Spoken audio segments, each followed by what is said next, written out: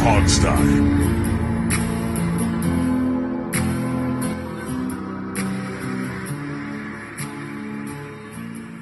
Hey everybody, welcome to the Hogsty. It is I, your host, Alex, and we got Steve, we have Dave. We are in the thick of things with football season. 2 games, or I guess I don't know how you count it. This is our final game before Thanksgiving. So, but we're playing on Thanksgiving, so does that count? I guess it depends on when you eat. By the way, what's your eating schedule for Thanksgiving, Dave? When does your family do the big meal? Okay, we are an early start. We usually sit down anywhere from 2 to 2:30. Okay. And it's not the full family because parts of the family do things with the other side of the family, so we're somewhat smaller on that one. But yeah, roughly about 2:30, and of course, turkey star of the day. Sure. Traditional. So, It's a traditional yes, meal. yes, My it is. my preference has always been like late afternoon. Late Because you want to afternoon. get it done before the evening so you can kind of relax. But too early feels like just kind of like Sunday brunchish. So I think the sweet spot ought to be like kind of late afternoon. We've always been like a 4:30 to 5 family. At least when this year we're not doing it with family. The family's getting older. The folks who hosted it for years are in their 90s now. They're just like, we can't do it anymore. So we're stepping back for a year, going to reformulate a new family plan and kind of do that next year, I think is the idea. And I mean, I can't tell you the amount of complaining Alex and I have done over the years over having to cover Washington football on Thanksgiving over and over and over and over back again, when and we having were them the lose every single Horde. game on top of that. Yeah. And there was a period of time where I think 3 years in a row we had games. Where it Yeah. was like we played Dallas again, and then hosted New York, I believe. It It's might have just been a different awful. order. Yeah. It was just the worst. And we had to do those shows on Thanksgiving night. It was just terrible. Yeah. Yeah, especially that one against the Giants, because that didn't end till like 11 o'clock. Oh, I know. Yeah. I mean, that was the ultimate Hogsty late night right there. Yeah. Dave never didn't see the Hogsty late night. I mean, Yeah. I did. I recorded one show in my garage one time. Multiple shows. Yeah. I think I did one on the porch, I think, once, Yeah. if I recall. I still love the story you guys recall about Alex being drunk and wanted to do a show. Yeah, And that was not a late night show. That was just a normal show. that Yeah, was a that was. normal show. I did 30 minutes as Kermit the Frog once. I mean, Yeah. I can't remember That if was a that late was the night, Hogsty I late think. night. Yeah. Yeah. And I think in the kicking net thing might have been a late night too. We interviewed Odell Beckham's kicking net once. No, that Yeah, was not a late night. That was That a was late night. that was we did that as like a pregame show. Oh, that's right. Yeah. Yeah. Robbie Duncan, starring Robbie Duncan as the kicking net. Yes. And I just remember he was really, really angry. That's what I remember. All right. Well, those were fun. That was a fun one. That's an all-time fun one. I just Well, remember I I guess couldn't keep Kermit up for more than 30 minutes. I finally No. got tired of it. I would say it was a Patrick Mahomes impression, but even he's like stopped talking like Kermit the Frog a little. Have you noticed that? I've got a pretty dead on Kermit though. I mean, Yeah, I don't you know if do. I keep it up for an hour, but I can do Kermit almost dead on. But Patrick Mahomes has always sounded like Kermit the Frog too. So. Yeah, and that's natural. That's Yeah. crazy. I think that was before Mahomes though. When it was really early on when I did Oh that. I yeah, think. no, Oh yeah. it was. So I guess we should talk about what happened, because another game, another loss. I shouldn't say another because they did win the week before, but Kind of an on-off sort of thing. yeah, Yeah. and I think they've lost, if I'm remembering, 8 of the last 8 games they've won 2, so 6 of the last 8 are losses. Which they're stacking up and getting pretty tiring, honestly. Another couple of frustrating things happen this game where you have questionable moves by the refs. I think we should probably talk about that ejection that happened really early on here, because that was a little absurd. That Emmanuel Forbes got kicked out for that helmet-to-helmet hit. It was a helmet-to-helmet, don't get me wrong, but that was not intentional. That was a very quick bang-bang thing. The receiver's falling down and sliding, and their helmets hit. I mean, I would. We'll get to the stats anyway. I want to read the stats, but Yeah. I think it was a fairly egregious helmet-to-helmet hit. I don't know if it was ejection worthy because we've seen so few ejections for this. They're almost never ejections, but that one was one. And I don't necessarily think Forbes was doing it intentionally, don't get me wrong, but you could construe it as such because he was kind of lining up to do the hit from a long way around. It wasn't just a real quick bang bang thing, and so I can see how if the refs wanted to subscribe an ill motive to that, they could. The truth is, again, I think he was just probably trying to make a tackle and it went wrong. But it was not just like a whoops, here we go. It's in the interior line. I hit a running back. He lined up for it. He moved to make the tackle. He hit the helmet dead on. I certainly got the penalty. I got how it was egregious, but there's just not enough data to show what would be ejection worthy and what's not to me. And that's my big issue. These are very subjective. We've seen clear targeting done. I mean, everyone keeps pointing to that one against Logan Thomas when we played Denver here. And that didn't get an ejection. And that it was a guy who has a history of targeting people and doing helmet-to-helmet hits. So, like, where does the NFL draw these lines? Because it seems very arbitrary, and that's the problem. Well, I mean, if Seattle fans probably looked at that and said, that was targeting, that was legit. To be objective about it. That's what because I'm kind of the voice of neutral here nowadays. Right. And that was my view of it was, it looked egregious, even though I don't think he was really intentionally trying to target the head. I think the biggest thing that I saw on that, I mean, yeah, it was worthy of a penalty. I get that. I mean, and it's that. No, right. But I'm trying to remember what game it was. I watched just later that day. I made a comment on Twitter. I'm trying to find it, but you literally saw how a player he launched at the receiver and put the helmet down and landed helmet to helmet. Not only no flag was even called on that for personal foul, there was no call from New York to saying that was ejectable like what happened to Forbes. And that was just later in the same day. You got to talk about Thomas. That happened about a couple weeks ago. I mean, this was the same day. The consistency of these calls it's just baffling. And when you get to the actual ejection worthy part, that comes from New York. So they're looking at the play. So that aspect is what really perturbs me, because when you looked at Forbes, he was clearly coming in for attack, was clearly trying to make a hit to dislodge the ball, but the receiver was coming down. He was already kind of coming through, but he didn't even launch at him, like actually take that whole come up and crash down and really kind of launch out. You know what I mean? Whereas opposed to what I saw earlier in the day or later in that day, I wish I knew what game. Well, later in the day could only be the Monday night game or the Sunday night game if it was later in the day, because this was an afternoon game. That's true. Yeah, that's true. Well, but either way, I'll figure that out eventually. But it was like, New York can slow that down and see nothing egregious on that. But they look at Emmanuel Forbes, who didn't launch. The receiver was coming down. Yes, helmet should have been a flag, but ejectable. Come on, man. That's just the consistency is horrendous, and that's what we see every single week, and that's what kills people like me when I watch these games. Yeah, and look, we've seen it really bad for Washington a couple of games now. You see it every week in some game or another. That there was that one game that Kansas City played early in the year where they were getting every call going their way, including the ref throwing a flag before contact was even made, and he was calling pass interference at one point. Right. It is getting ridiculous how bad the refereeing is. And I don't know if there's a solution, honestly. Unfortunately, I don't think there is.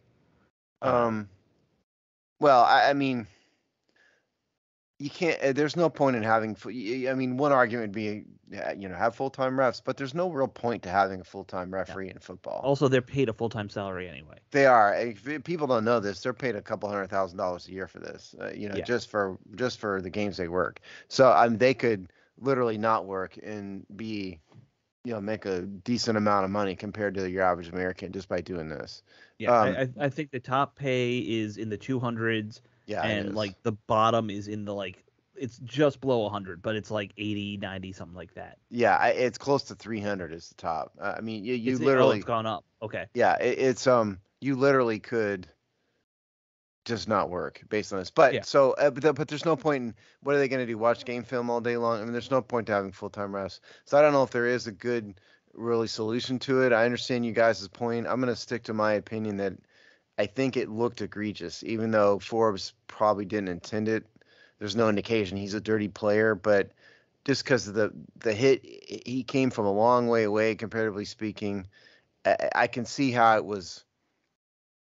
I could see how an impartial observer could look at that and think it was a really bad one. I don't know about the hit you're talking about, Dave. I mean, I didn't see it, so. Yeah, I mean, we're also go ahead. seeing weird things with just player fines too this year. I don't know if you've been paying attention to that, Steve, but guys are getting Yeah. fined now for stuff that isn't even penalized.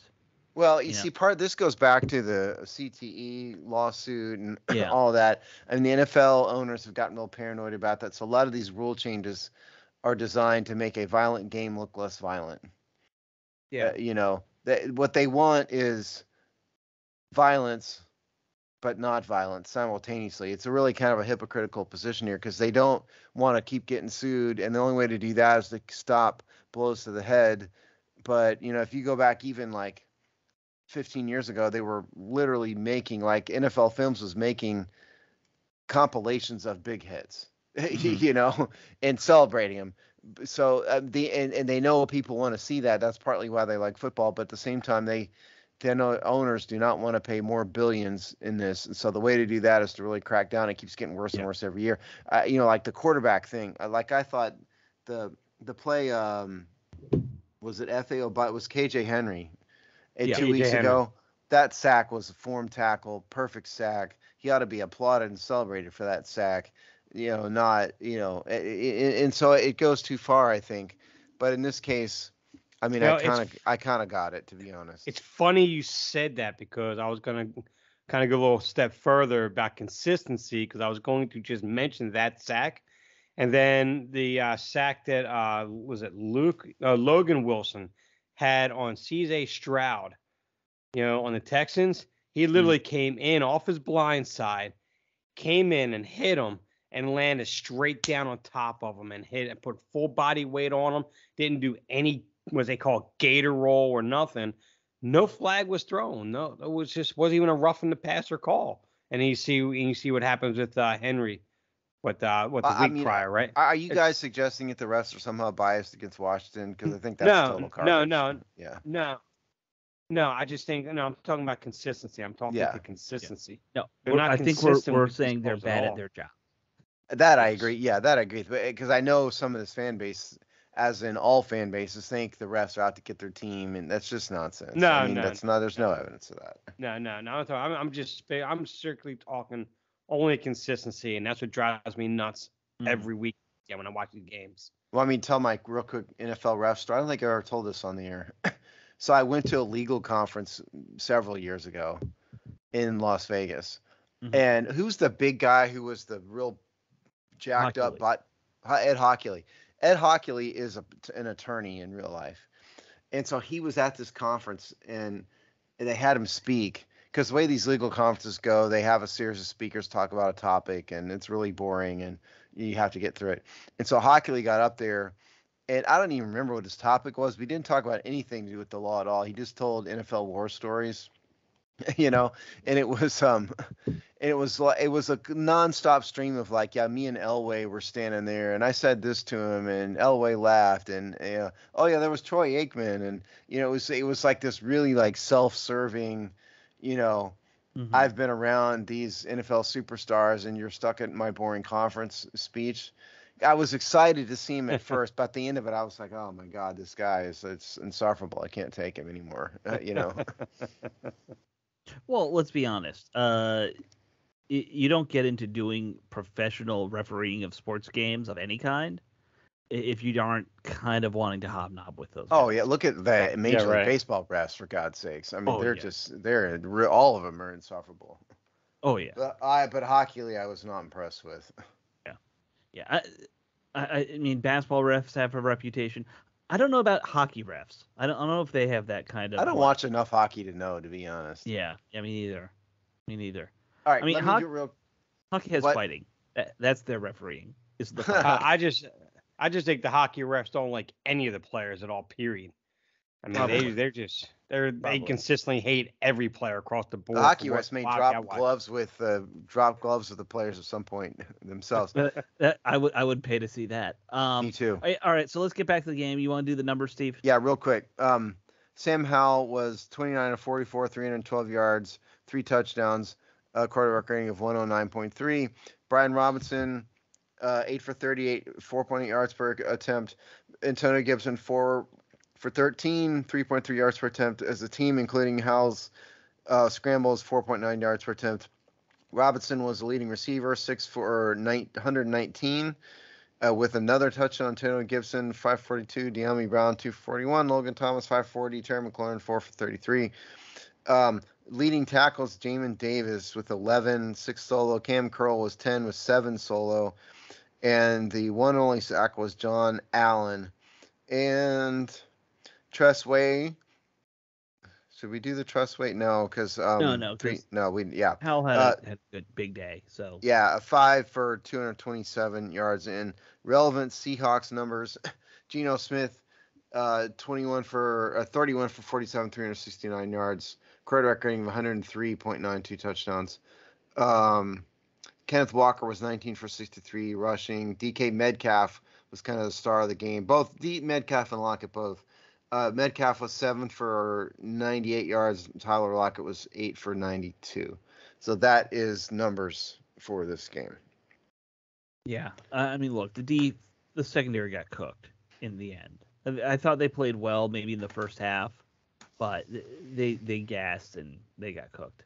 Well, I'll say this is not a team that matched up well with either. I don't think. No.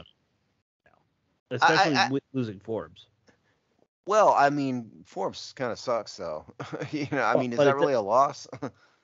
It hurts you depth wise, and Does it though? Does. Oh, but I think he had a great bounce back game against the vaunted passing offense of the Patriots a week prior. Who had like you and me out there as their receivers? That's true. Yeah, right. So I don't know if that was I don't know if that's a huge loss necessarily. Emmanuel Forbes got bounced out. Oh no, he was terrible early in the year. I'd like to throw this at you. I mean, I haven't studied enough of his film this year to know, but I haven't been that impressed with Benjamin St-Juste in the games. Watching that, just live. I mean, has he peaked? Did we overrate him last year? DK Metcalf took him to school at times in this game, and that's not the first time this year. The one thing I noticed about St. Juice, and not that I noticed, someone else noticed, and I kind of really sat back and thought about it, and they're absolutely right. It's just, especially this year, when he's in coverage, he rarely turns his head back around for the ball. There are interceptions he could have had that he just didn't have. I can't remember who tweeted that out this week. I don't know if you saw that or not, Alex, out there, but No, I didn't.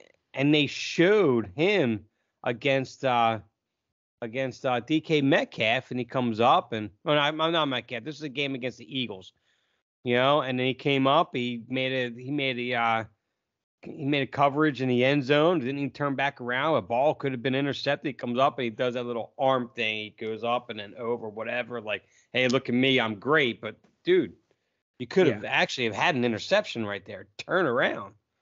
Yeah. So Look, I'm not gonna sit here and try and say that he's an all-star or No.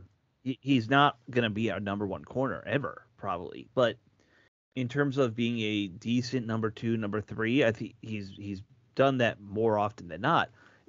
The problem is when you don't have the rotation, the depth, these guys are going to be gassed by the end of the games, and that's part of what I think we saw with him. Is he played a good quarters 1, 2, and 3, and then got gashed that fourth quarter. Absolutely gashed the fourth quarter. They need more. And it's funny because obviously they use the round 1 and 2 picks here, but they need more depth behind these guys, so that they can stay fresher. It's kind of funny I that this think team spent its top 2 draft picks I know. this year, and then St. Juice is what 2 years ago, and yet Yeah. they need depth in the secondary. Well, Well, see, unfortunately, you have a secondary where it's just outside of Cam Crow, I think, who's a legitimate safety, really good safety in this league. Outside of that, you have maybe a good, solid number 2 guy, which would be St. Juice. And you have a bunch of guys on this team at corner that are like 3s and 4s, maybe really, truly nickel corners, and that's it. If you don't have that one guy to shut down one side, maybe not like a Jalen Ramsey level, but at least at a level where you can kind of like in between, top 5 to 7 type of corner in this league. If you don't have that, you can have all the depth in the world. mhm. You don't have that guy to take out that team's number 1 guy, and you're going to get gassed, like you said, Alex. You want to know where we really misevaluated the secondary? Free safety. We've got a good strong safety in Curl, but none of these guys are worth anything at free safety. We thought Forrest would be, a stud. He's completely fallen off. Butler, no, Butler gets beat more often than anybody probably in our secondary. Well, did anybody think that he was the solution? I think Ron Rivera thought he was the solution because did anybody important? Did anybody whose who knows how to evaluate? Yeah. Yeah. Well, sorry, if the guy who's, spent his whole life playing defense in the NFL can't evaluate it, don't expect me to.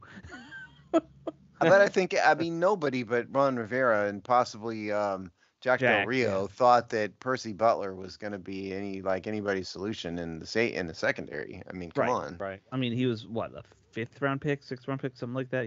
Regardless, okay, but I mean, low draft picks sometimes make it, but he's Butler. He's Right. I mean, he's a Jag. What can you say? He's nothing special by NFL standards. I'm fascinated by how Forrest disappeared. I mean, it happens. Sometimes players have a good season and they regress to the mean. Yeah. Right. Well, and that's clearly what's happened here with him. But yeah, the secondary not great. The linebackers got beaten up pretty well. The linebackers are a joke. I mean, David Mayo does not belong on the field.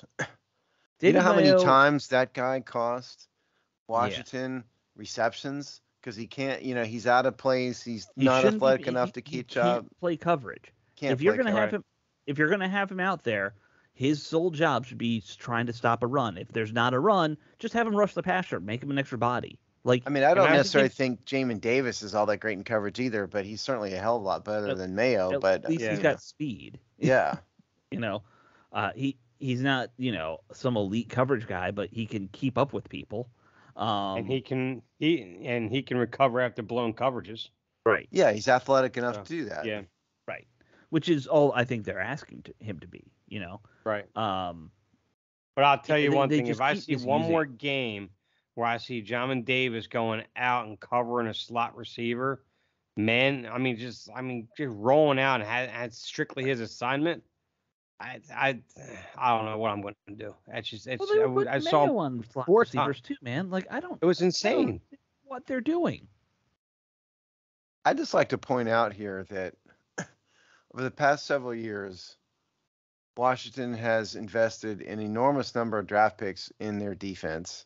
Yeah. To include 4 first-round picks in the defensive line, 2 of which are gone. A first-round pick on a corner. Multiple other high picks. 2 other second-rounders at least that I can think of off the top of my head. They've signed Kendall Fuller to a large contract. Mm-hmm. They've done all these things. And would anybody care to take a stab at what team has given up the most points in the NFL at this point? Is it the? It's the Washington way. Washington way. I don't say the C word. I was going to give Piglat, but I didn't want to say the C word. So it's not the Baltimore Ravens. It is not. It is Washington. 274 points, which happens to be the worst in the NFL. And if you go by some other predictors, and they've given up the most yardage in the NFL. Yeah. Now, granted, there are teams that have had a bye, okay? But my point is, Their defense sucks. The opposing quarterback rating 98.1. That's ranked 25th in the NFL. Rushing defense 4.4 yards per attempt, 25th. Does everybody out there understand the enormous amount of inefficiency that's gone on in Washington's draft? And they have focused a huge amount of resources on the defense in all of Ron Rivera's years. Right. And these guys aren't here. They're busts. That alone ought to give enough cause to fire Ron Rivera, I think. The only major asset they've spent on offense his entire time is Jahan Dotson. It's one first-round pick. That's it. That's absurd. Right. This whole offense is built on third, fourth, and fifth rounders for the most part. And I'm not giving – Ron Rivera does not get credit for John Allen. He didn't draft John Allen. Or Daron Payne. Right. Yeah. Right. Did he bring back Fuller, or did Fuller come back before him? No, he brought Fuller back. But he brought Fuller back, yeah. But that's not necessarily something to be applauded, Well, I mean, he's okay. It's not special. I just mean, this team has spent an enormous amount of resources on the defense, and they got very little to show for it. Yeah. And they've ignored, as we've all pointed out a million times, they've ignored key parts of the defense on top of it. Why did you draft 4 first-round picks in defensive line? Did you not stop to think that maybe you need a big-time middle linebacker after year one you drafted busted in Taman Davis? Heck, why not draft a big-time corner before that? Well, I mean, they drafted 2 of them in a row this year. They just drafted the wrong one. If I was a Washington fan, diehard fan like I used to be, I would not get over the fact that Christian Gonzalez went 1 pick after Emmanuel Forbes, who is doing very well for Gonzalez. Yeah. Well, he was. He's done for the year, but yes. But he's a player, Yeah. Oh, yeah. Worthy pick. He'll be solid if he comes back healthy. Yes. Yeah. No, it's all very frustrating. Dave, you're strangely silent. Well, I'm trying to pull up numbers real quick on their sack rate because I know a lot of people are sitting there. All right. Well, I got all that here. Yeah. You're trying to outplay the master at stats, Dave. Well, that's the thing. My computer's slow as hell right now. But the thing is, I'm trying to go to the sack rate before they traded their 2 ends, and then afterwards, which isn't much different. Well, there's not enough of a data pool, for that. Well, no, you're right about that. But the thing is that you have these Chase Young truthers out there. A couple of them come to mind and talk about there's no pressure being applied to the quarterback. Oh, well, you gave away your 2 best defensive ends. You weren't really successful in your pressure rate most of the year to begin with. I believe they were ranked like in the, I want to say like 22, 23 for most of the year on their pressure rate on getting to the quarterback. And it just wasn't nearly as successful as it should have been.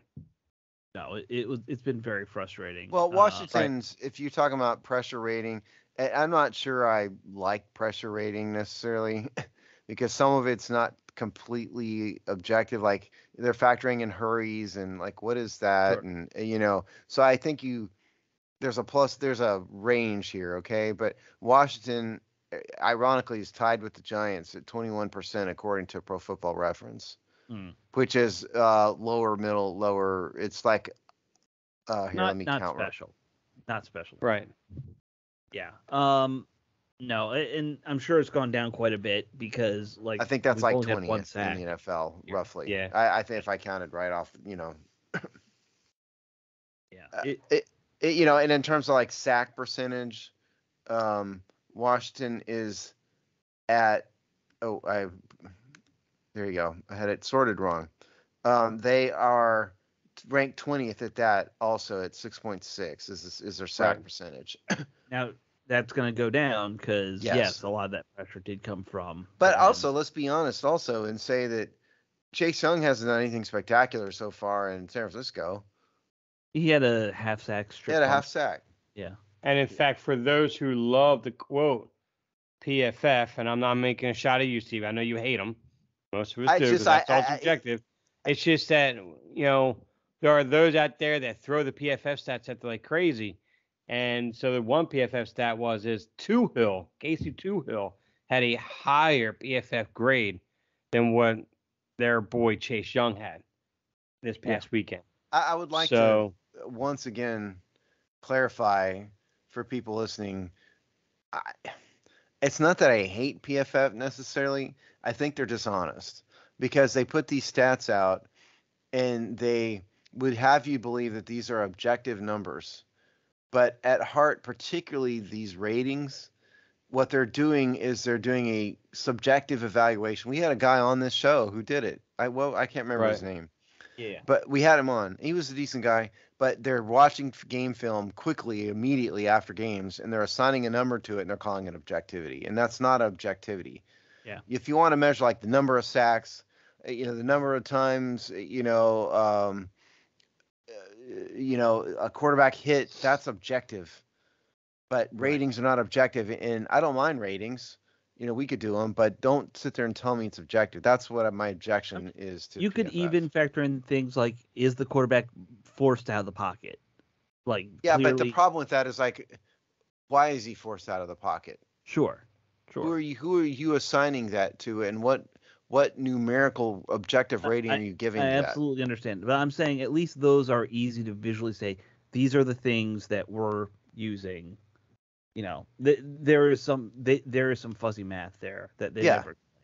Well, let's switch sides because we could bitch about the defense all day, and in the end, the defense lost us this game. I think that's fair to say.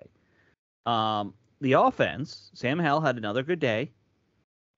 The talk of the town now is how right now he is leading the league in yardage.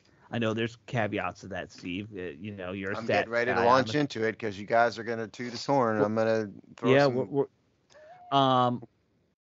Can we say though that those 3 big plays Howell had in this game, the 2 passes to Robinson, that pass to Dimey Brown, were all really nice plays, mostly made by him. Oh, I'm not saying he's bad. I'm just saying I don't people think need to relax about, the hero worship. And I would also like to point out that people said this about Kirk Cousins. They said it about RG3. There's been they even said it about Taylor Heineke for a couple weeks. People are very eager to try and crown somebody a franchise quarterback. Well, when you haven't had one for 30 years, right. I don't blame them. And what I've said, whenever people are like, are we ready to crown him now? I always say, you need to give it 2 full years. See how the NFL responds to him once they get some film. See how he responds to that. And then you'll have an idea if he's a franchise quarterback. Okay, let's do this. Because Dave's going to have some stats, and I don't want to interrupt him when he goes through all this. Yeah. Well, there's one thing that I do want to say first real quick, though, is that, and so one thing that I have personally have been watching for improvement in, and where it gives me the most optimism, is the fact that weeks 1 through 7, he had a sack per game average of 5.7. That was his average per game. And that I can't remember off the top of my head what that sack rate was again. I thought I had in my article, but I didn't. You did. Well, I thought you had a number. Yeah. I did. It was 5.7 was his average sacks per game. In the last 3 weeks, it went 2.3. And that's not all just on Sam Howell, because the enemies recognize the deficiencies that Howell has in terms of getting through his progressions, holding the ball too long. So he brought in a quicker passing game, which helped him out. So he's become more decisive. So he found a philosophy that works. He's been sticking with it.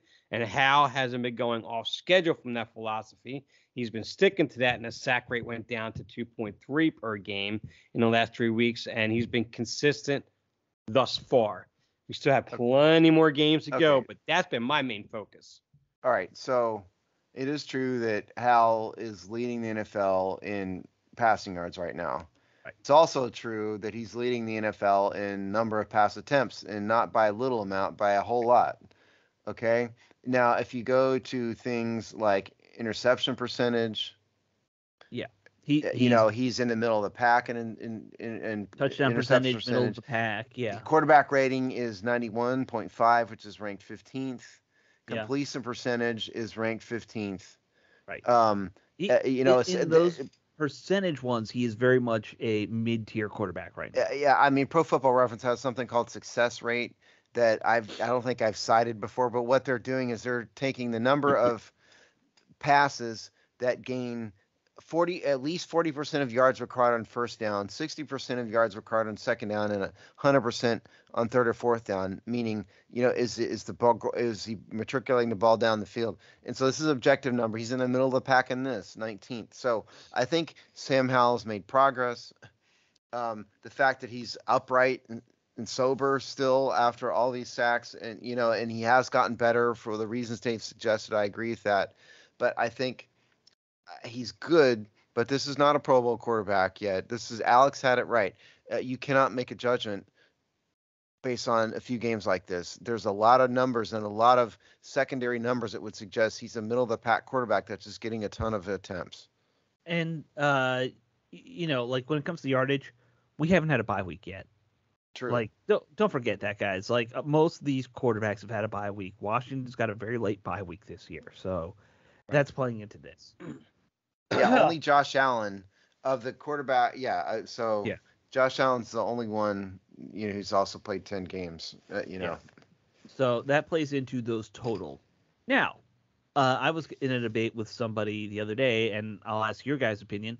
There's numbers, and then there's the eye test. I would say right now, the eye test tells me I'm seeing a lot of good, and the numbers tell me I'm seeing some good. Like they do correlate. Like it's not like one is way off from the other.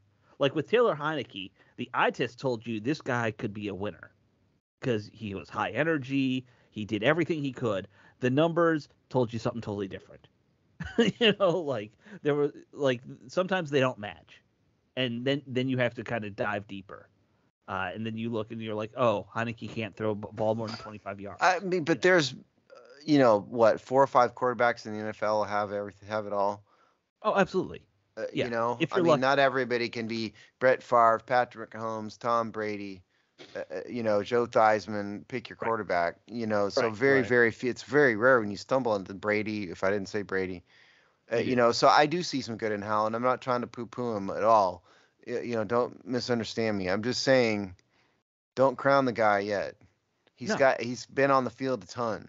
He's bracking up. Stay patient. It's the hardest thing in the world for a fan to do. Yeah, but Dave's the one that really did a deep dive over the past 2 weeks. Yeah. So why don't you launch into some of your arguments, Dave? All right. So now there's a lot of talk on with all these numbers thrown around. You guys mentioned some guys on Twitter. Some of the fans are just talking about if you don't see him as the guy, you're not watching. You're not watching the same game we're watching, or you don't understand the game, or whatever it is. So I'm about a matter of perspective. I look at a sample size on comparisons over quarterbacks that I actually picked on a list right here before the show, which would be Tom Brady's first full year, Brett Favre's first full year, Justin Herbert, Tua Tagovailoa, and Sam Howell. So I went far back and I went recent times right now. So people talk about his interception rate. His interception rate is pretty high at 2.3. Well, if you look at Brett Favre, Tom Brady in their first full year, they were Tom Brady 2.9, Brett Favre 2.8. And we all know Brett Favre. He was the classic gunslinger. He was going to throw a ton of interceptions, but he was going to throw a ton of touchdowns too. I mean, that was always his mantra. That's true, and we also have to take era into account now when we're going even back to Favre.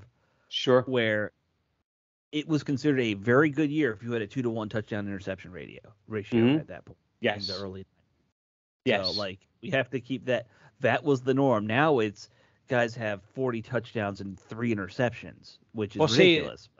See, that's why I picked Brett Favre, because Brett Favre being that gunslinger, that guy that he threw the ball more times.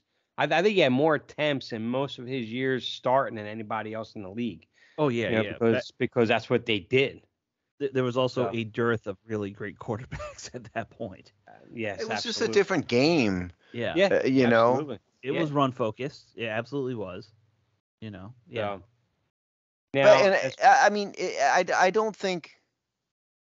First of all, it's Howell's second year, so I don't know if the numbers you're looking at are rookie years or first full years. I'm looking at all their quarterbacks their first full year as starters.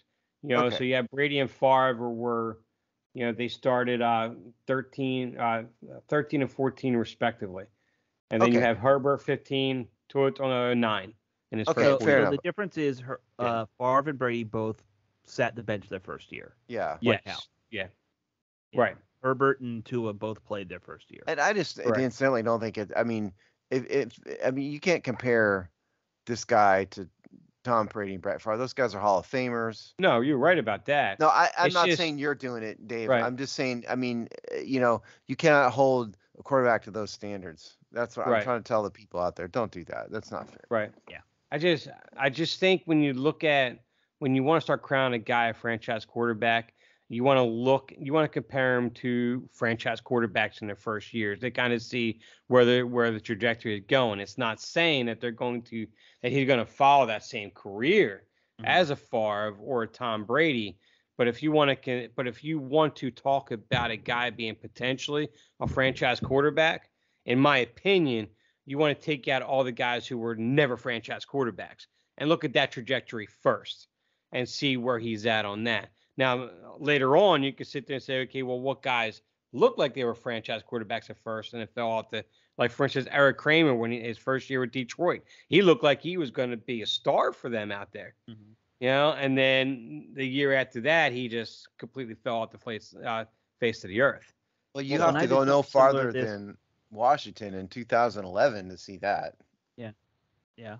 I did something similar to this, and Dante Culpepper was a name that he had a really good first year, and 5 years later he's out of the league and playing in the United Football League.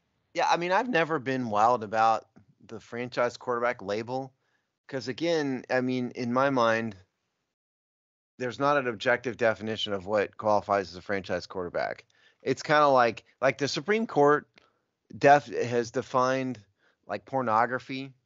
And they did this in a case. When you see it. Yeah, they literally said that in an opinion. And that seems to be what people call a franchise quarterback is you kind of know it when you see it. Right. So I don't know really what that means. I don't know what that means. How many years does it take? Right. To me, the question is the big question. You've addressed this week. This is really where I was kind of going with it. Is your burgundy and gold reaction this week, Dave? The question is, do they keep him? The coach is going to, I think it's very likely that Ron Rivera is going to be gone. And so if that happens, does the new GM keep Sam Howell? Does he draft a replacement? Does he keep Eric Bieniemy and pair him with Sam Howell? What happens with that dynamic? That, I think, is more interesting to me than trying to label a guy a franchise quarterback or not a franchise quarterback. Right. That's far more interesting to me than that. And so that's, you can describe your thoughts about that because you wrote a lot about it this week. Right. Well, before I get into that, one real quick thing is I see people talk about, when we look at Sam Howell's sack rate, you look at Tom Brady's sack rate, which are pretty close. But Tom Brady was a freaking statue. He had zero mobility. Of course, he was going to take a lot of sacks. But what Howell has is mobility.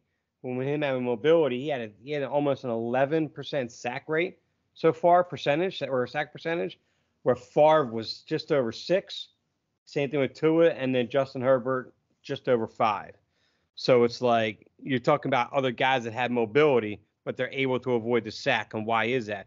Because Howell has a tendency to hold the ball too long, can progress through his reads awfully slow, which is why this quick passing game works for him. So, but that was actually one of the final note I wanted to talk about with that, because I'm real big on his sack rate right now. I want to see that consistently get lower and lower and lower. But, yeah, and we'll probably talk about it a little when we talk about the Giants. They ate him up last time, so this is going to be a good test to see has he improved. But this week, yeah. But yeah, as far as with the article and with whether Howell is tied to Bieniemy and if Josh Harris moves on, is it wise to, if Howell succeeds, really move away from Bieniemy and just keep Bieniemy hire GM or whatever? So that's the kind of the discussion that people are having, So, but for me, when I look at the overall situation, you want that GM to come in and dictate everything and evaluate everything from there. So you want that GM first and foremost to see, Can I build a staff around him? Can we succeed with him? And do the numbers show that that can work? If that can work with his success, is it best to keep the enemy?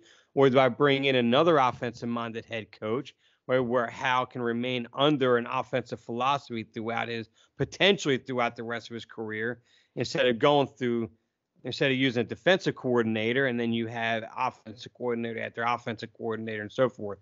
I'm on that boat that it has to be the GM. GM can make that decision going through. But I also understand the importance of Hal's progression with Bieniemy. If they both get to a point at the end of the year to where you're like, do we really want to separate these two? That's where the decision comes in. That do you then hire Bieniemy as a head coach, then bring in a general manager that you know is going to have the philosophy to build around what Bieniemy wants to do, which I think is more difficult to do.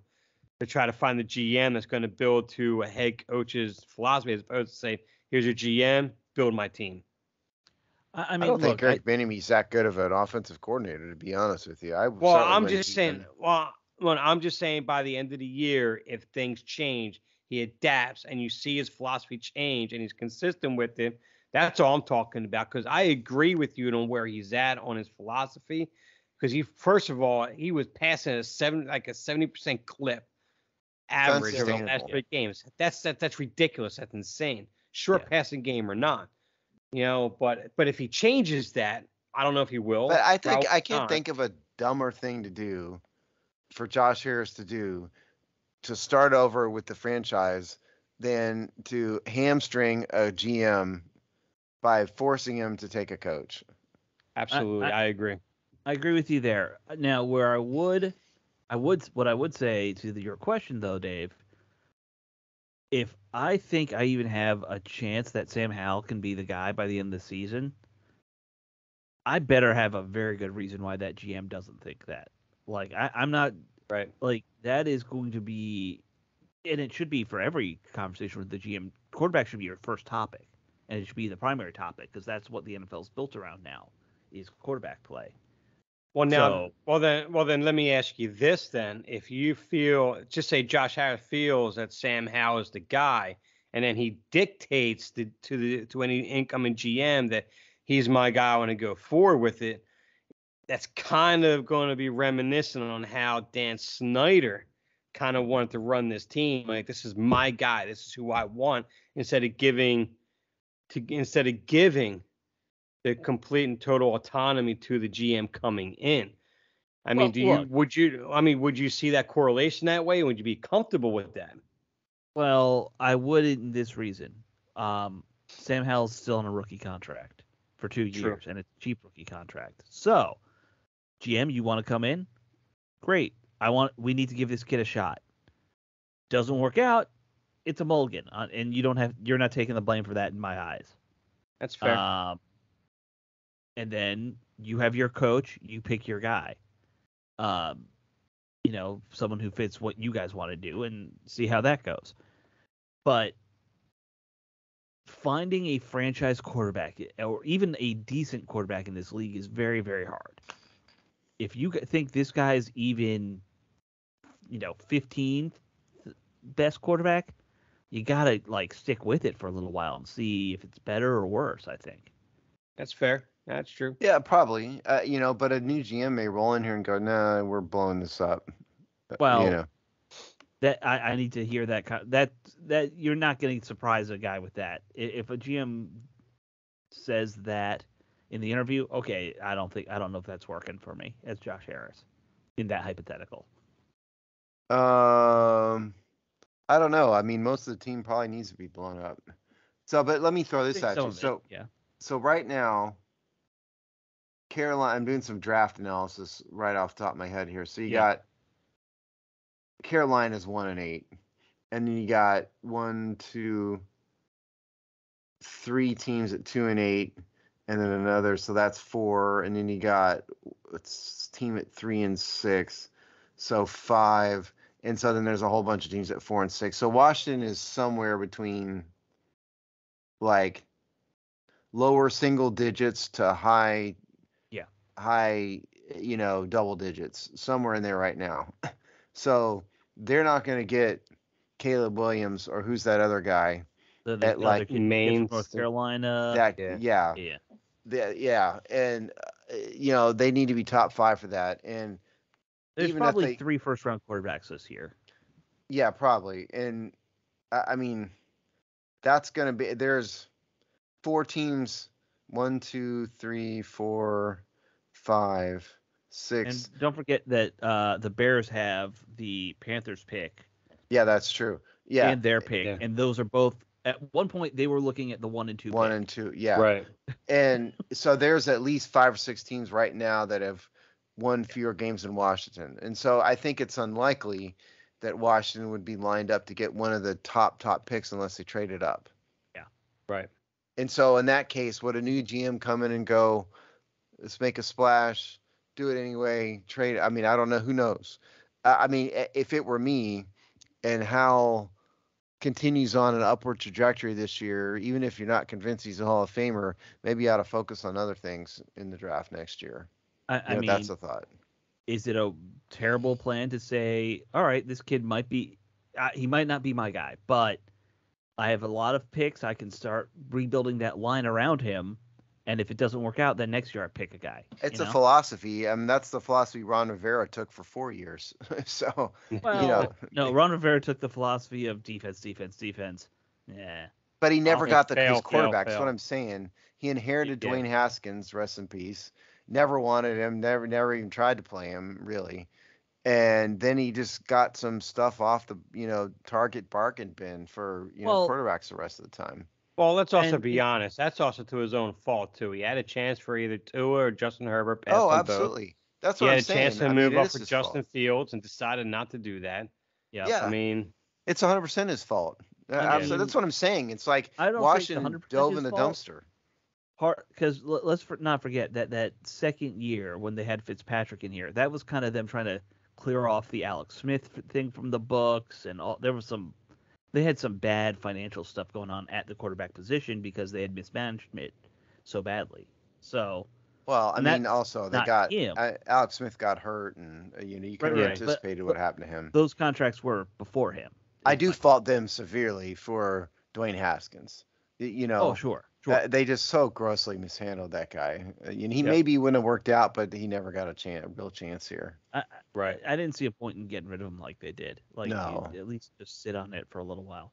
All right. So let's talk about the Giants game real quick. Okay. This is gonna be a mess of a game, in that we're going to see more Tommy DeVito, which is hilarious.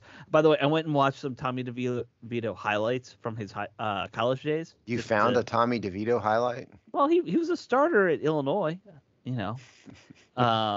which I guess probably people don't know, because why would you? Was Danny there? Was his older brother Danny there at the game?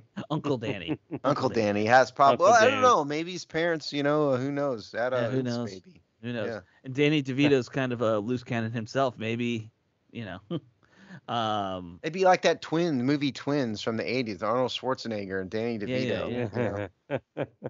So the thing I noticed right away watching his college film, he doesn't throw anything over 10 yards downfield. So, in college, he was a dink and dunk guy. So that was interesting. Well, that's a recipe for disaster against our defense, because we have nobody in the middle of the field under 10 yards to cover anyone.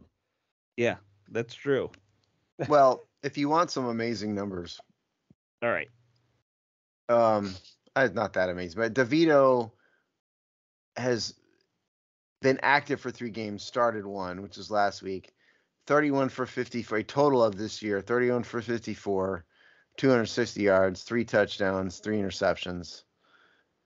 So nothing to write home about whatsoever. No. And if you want, but more importantly, what I'm getting at here, passing yards against Dallas, 61 yards passing against Dallas Cowboys.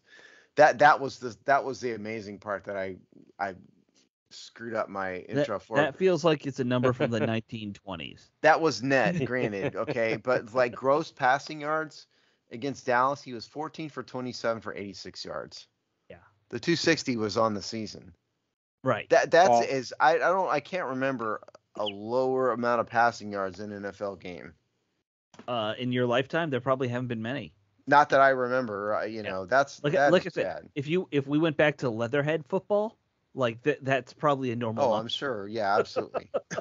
But yeah. Well, good old DeVito has something going for him that most teams have against this team, against Washington. That we are the get right team for any situation on any team. So he had a terrible passing game against Dallas. Well, guess what he may end up looking like when it comes time this week? A Hall of Famer? Yeah, Hall of Famer, probably. You know what I mean? It'll be another get right game for something. See, so to preview the Giants, here's my thoughts on the Giants. Okay, Yeah. All right, so my game plan. First of all, relentlessly pressure Tommy DeVito. Mm-hmm. He's not that good. He's new. He hasn't played much. The Giants have a bad passing offense. Pressure that guy and don't stop pressuring him. And number two, if you simultaneously just maintain the status quo with the Giants in the running game, you're talking about an offense that can't do anything at all. The Giants running game, they average 3.9 yards per carry on the season. Yeah. That's terrible. And the other thing is, so that's offense. On a defense, the Giants' run defense is atrocious. I mean, they're just, it's not good. So this is they give up 4.7 yards per carry.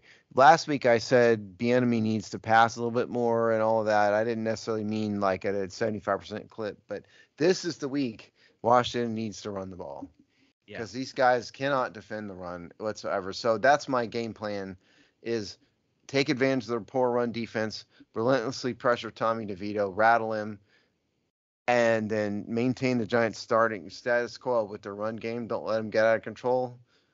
That's a recipe for a win right there. That's my thoughts on the Giants. And looking at to build on that offensive plan, last week when Washington did finally run the ball in the fourth quarter, they did something I don't think I've seen before from this team so far this year. They actually ran from under center multiple times in a row, which 4 times. I don't know.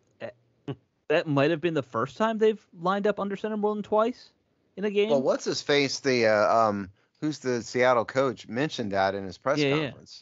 Pete Carroll. Pete Carroll, talked about that. It's like, whoa, this is, we didn't expect him to run. He said something about that in his presser. Because they've been so shotgun heavy in everything they do, even when they were running the ball. And then they were in, 2 tight ends, single back formation, and ran it down their throats successly. It's almost like they're the Dollar General version of the St. Louis Greatest Show on Turf offense. But they had Marshall Faulk at least. The Dollar General version of it. Yeah. That's what I'm saying. But yeah, so they can run the ball if they maybe get out of what they've been doing a little bit there. So I like that idea. Also, the Giants defense does have some good guys when it comes to pass pressure. They do. Still. So, let's counter that a little with some running. Soften them up. Right. So yeah, absolutely. I mean, so that's my game plan. I don't know if you guys agree or disagree, but that's what I would generally, do. Generally, yeah. I don't No, think yeah, I absolutely. think that's a good plan.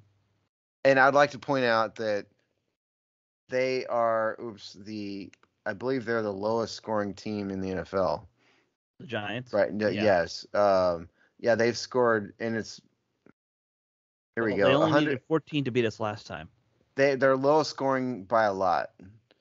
They're 32 with 118. The next lowest scoring team is the Patriots at 141. Mm-hmm. And they both played 10 games.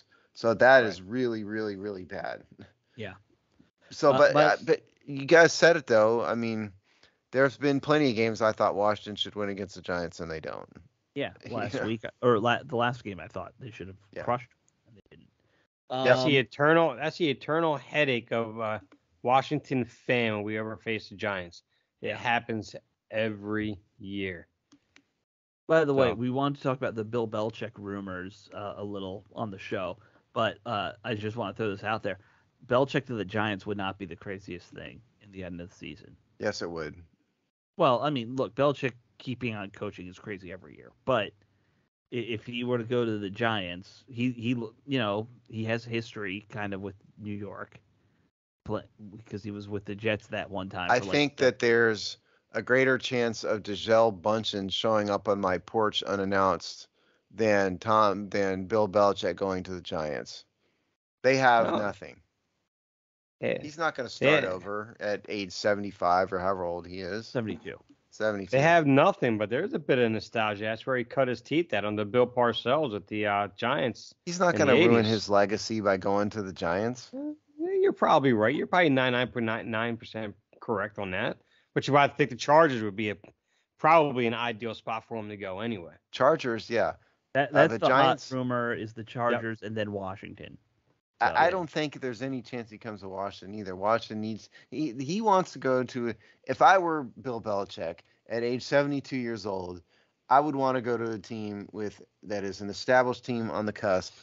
That's got the quarterback, got some talent. Yeah. Needs somebody to put it all together. Washington is not close to that. No, the Chargers are. So the Giants. People keep saying Washington though, because he grew up around here. He grew up in Indianapolis, and he didn't care. So what? I know, but I'm just saying that's one of the major reasons people keep putting out there. I'm telling you, Gisele, it's more likely, and that's Gisele not going to happen. Gisele might show up on Bill Belichick's doorstep. Who knows? I don't know. Gisele might have already showed up in Bill Belichick's. Because remember, he and Brady did not get along at the end. Yeah, that's what I'm saying. Let's spread that rumor. Yeah. I don't put that much stock. Dave is a little nervous about it, though. And also, I mean, why would you want that out there, people? Yeah. Since by and large, the fan base does not want him here. It's amazing. Absolutely not. No. So for a long, long, long time, I kind of thought Tom Brady was dependent on Bill Belichick for his success. But the more years went on, I realized a couple things. One, Bill Belichick's an atrocious drafter. He's like the Ron Rivera of the AFC when it comes to drafting. Yeah. And then the other thing is, you watched Tom Brady have success in Tampa, and it gave me the sense that maybe Brady's excellence in his ability to see the field and release a ball so quick and his accuracy was more important than Bill Belichick. Oh, I think in the end, if those two, in their prime years, those two complemented each other very well. But does Belichick win a Super Bowl without Brady? Probably not. I don't know if Brady could win a Super Bowl in those early years without Belichick, though. Like later Brady, yeah, but like early Brady and late Brady are very different people. Oh, absolutely, yeah. Oh, yeah. The early Brady was all about that Patriots defense and the run game. Yeah, that's all that was in the very beginning. Dink and dunk, slot receivers and tight ends. Like that's all he did for years. Yeah.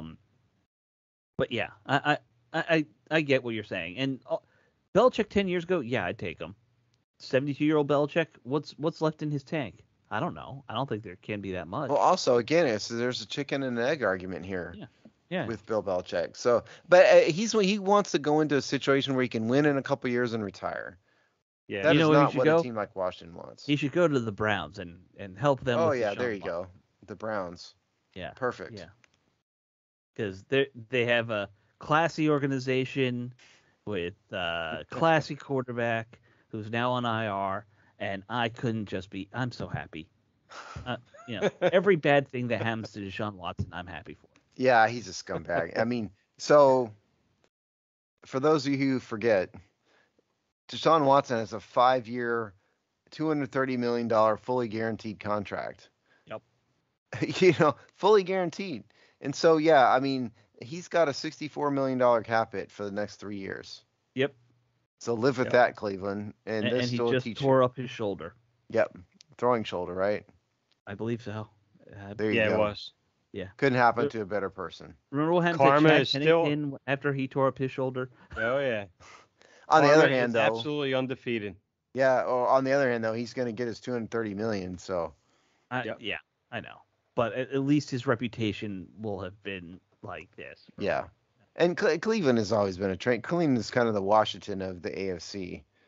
You know, I mean, there's a couple Washingtons of the AFC, but yes, they Yes. are in there. I They're mean, in in that. terms of total train wreck, Cleveland, it's either that or like the Bengals. One of those two lead the AFC in that. And I tend to think it's Yeah, Cleveland.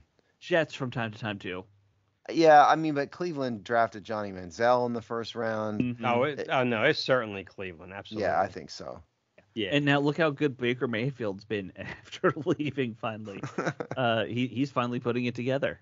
So good for him. He's doing well. Yeah, doing well. But when I saw that news, I was like, oh, that's just perfect. Watson's played 11 games since he got traded, I believe, is what I saw. Hey, we never did a game prediction. Oh no, we didn't. Okay, game prediction. Let's do that and wrap up this thing. Okay, I'll go first. Okay. I want to be fatalistic just so I'm wrong. So I'm going to say 21-10 for the Giants, just to be hopefully wrong.